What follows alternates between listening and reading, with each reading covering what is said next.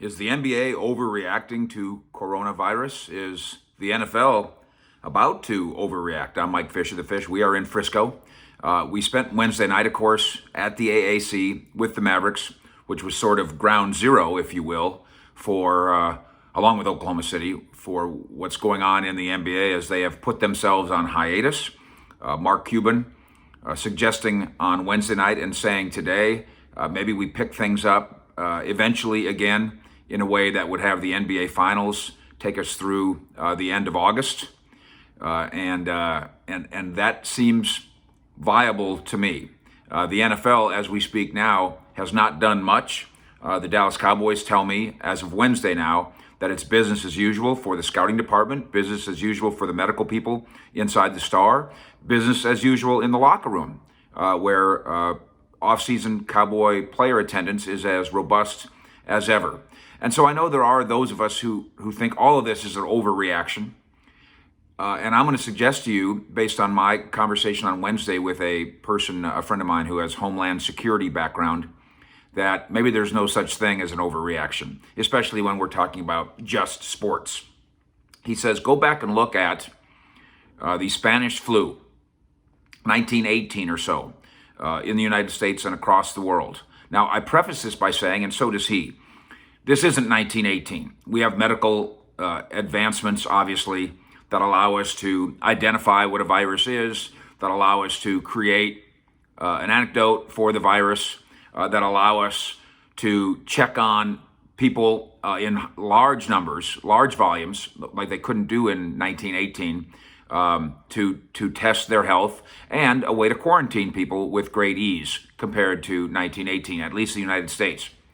But he says, go look at what Philadelphia did in 1918 and thereabouts, their reaction to the Spanish flu, and go look at what St. Louis did. And so I did.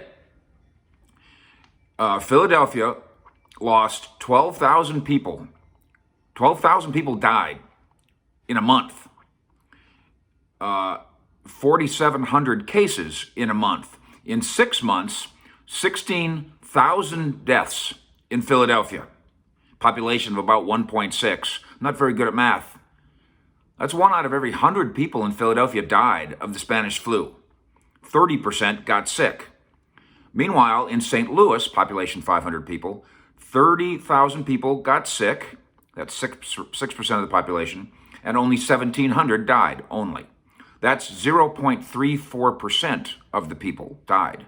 1/3 fewer than died in Philadelphia. Why? Well, again, there can be circumstances, just like now is different than 1918. Maybe Philadelphia was more crowded. Maybe there can be circumstances.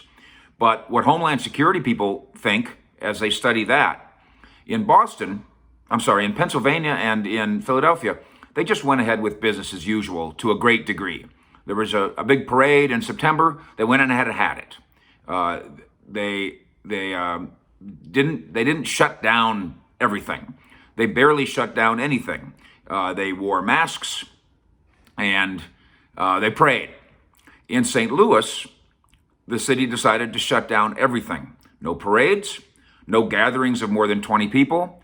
The movement was so powerful that they even shut down the churches. Catholic Church didn't like that very much. But that's what they did in St. Louis. And as a result, relative to Philadelphia,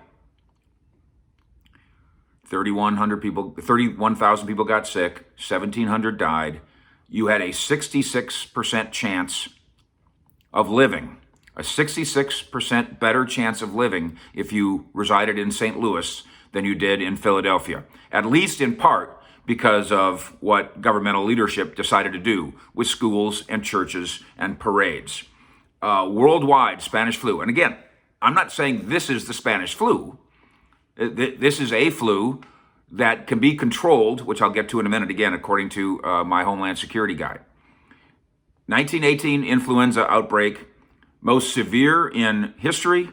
500 million people, 1/3 of the world's population in 1918 were infected, and 50 million people died worldwide.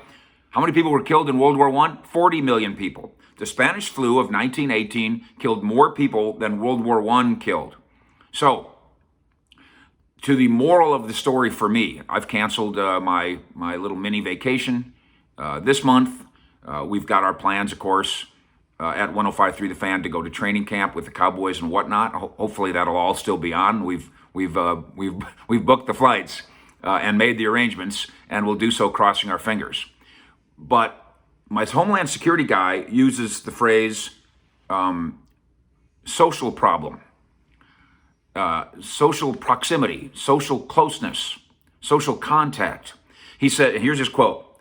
He says, Fish, this isn't a medical problem, it's a social problem. We can handle the medical aspects of coronavirus if we handle the social part. So that's why we don't congregate right now. That's why we shouldn't be together on planes right now, or on cruise ships right now, or in school right now.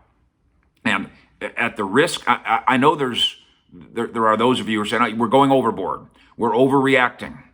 But when Homeland Security whispers to me, we're not overreacting, go look at 1918. That's good enough for me. The NBA is doing the right thing for now, and we'll get back on track eventually. And the NFL, with the NFL draft in Las Vegas, a lot of social contact in Las Vegas, has some very serious decisions to be made. Fish out.